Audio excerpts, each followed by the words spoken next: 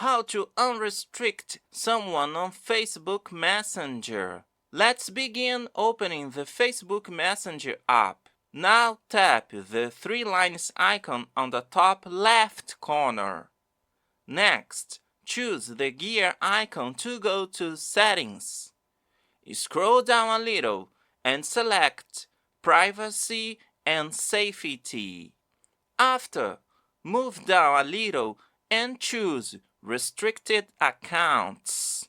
On restricted accounts, there will appear the accounts that you may have restricted.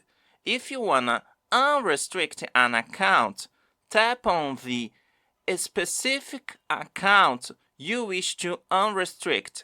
Below, tap on Unrestrict.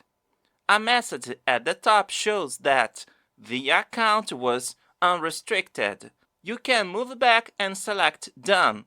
Subscribe for more Messenger tutorials.